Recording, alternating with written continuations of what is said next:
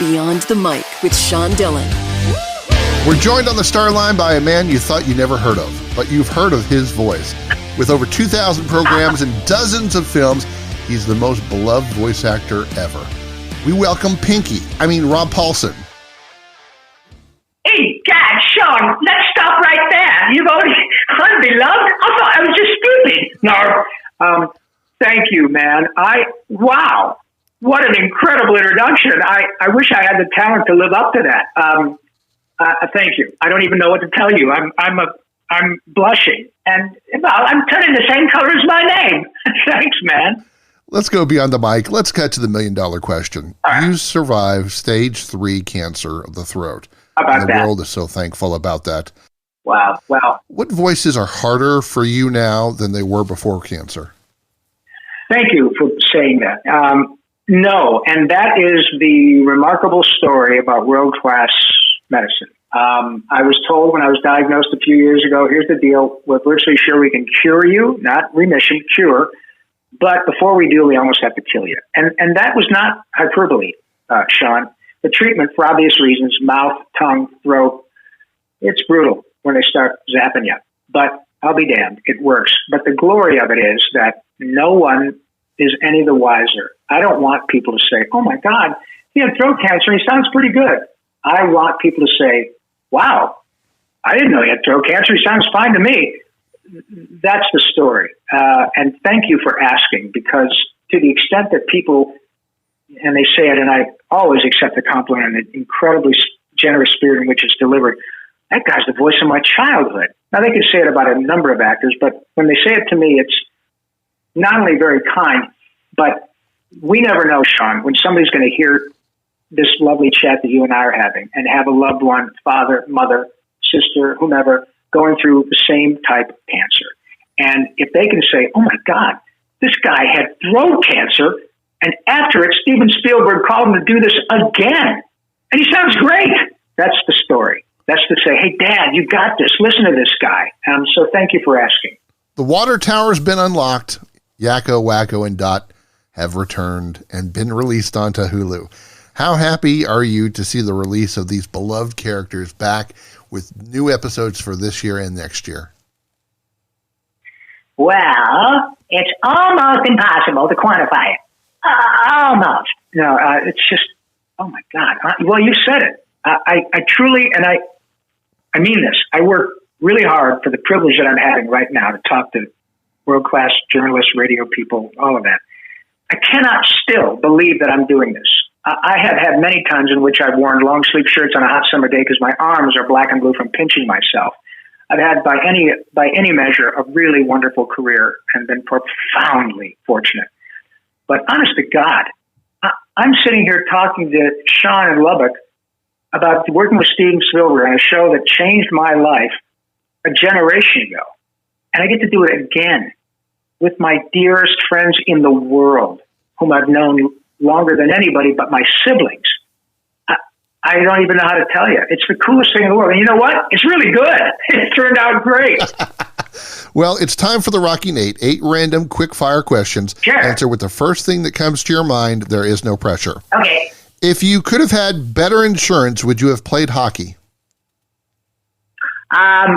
Oh yeah, because no problem. I love getting new teeth every 6 months. Yeah. Name of your first rock band.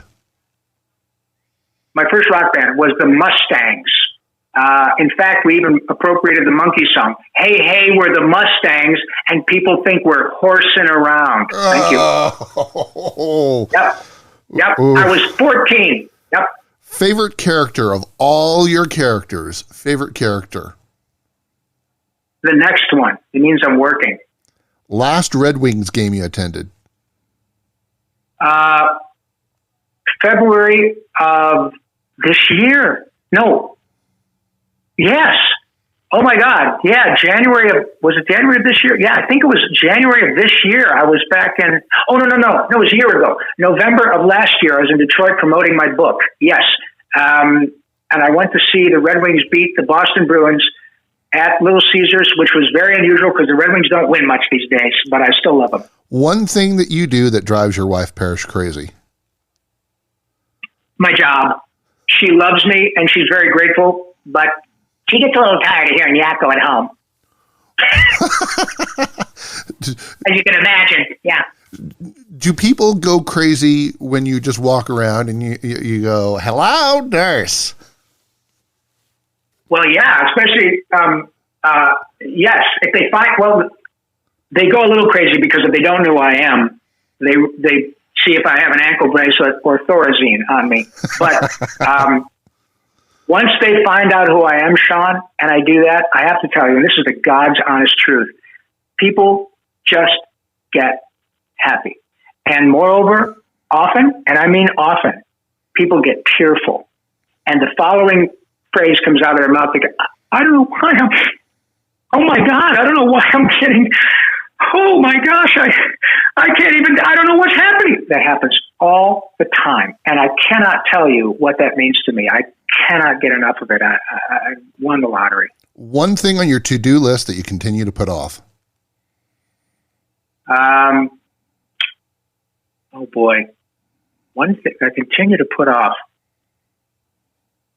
Geez, I probably go back for a checkup. I've had enough of doctors and cancer stuff, but no, I don't put it off, but I'm tired of it, but not so tired that I put off I'm a typical guy, typical ex-athlete.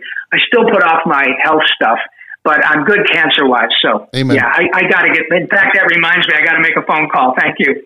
Amen to that. What's your next project that you're going to be working on? Well, hopefully more episodes of this glorious show. But I'm in the pitching show business now. One of the wonderful things that's happened as a result of this lovely career is that the people who are now in charge at places like Warner Brothers and Disney and Nickelodeon and Hulu and Netflix and Amazon, all I got to do is say, hey, I have this pitch and, I'm just to let you know, I've done this. And, are you kidding me? Raphael, come on in and tell me what you got. Pinky? Oh, I'll listen to and you know what happens? This is the coolest thing. I'll go in and pitch a show with a friend of mine, we're writing a show or whatever, and we go to pitch it at Hulu or Netflix, and they'll say, hey, that's great. We'll send it all upstairs and have the folks look at it, and we'll get back to you. Rob, before you go, I've got my Ninja Turtle action figure. Would you mind signing it? I get that all the time. And it is the coolest damn thing in the world to be able to walk out of a meeting with a hotshot studio exec, and he's thrilled because you signed his Pinky in the Brain T-shirt. It's the coolest thing, man. I'll tell you this. I'll be honest. When they sent out the request for this interview, they're like, "Would you like to do this interview?" The one-word answer was "narf." That was my response. Oh, bless your heart. Well, thank you. Then I should say, "Narf" to you in the most authentic way possible. I really mean that, Sean. Thank you very much for lowering your journalistic standards for Pinky. With over 2,000 programs, dozens of films, he's the most beloved voice actor ever. We thank Rob Paulsen for joining us today. My great pleasure, Sean. It was a real privilege. And thanks very much, folks, for watching. Have a good time. Good night, everybody. And that, my friends, is Beyond the Mic.